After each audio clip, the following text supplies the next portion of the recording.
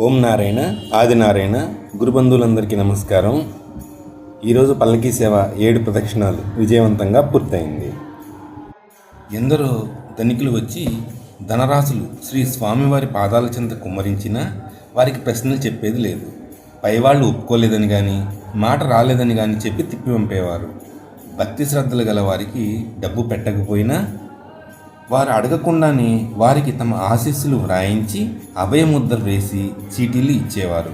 కనుక ఎల్లవేళలా భిక్షాన్నం మీద ఆధారపడేవారు.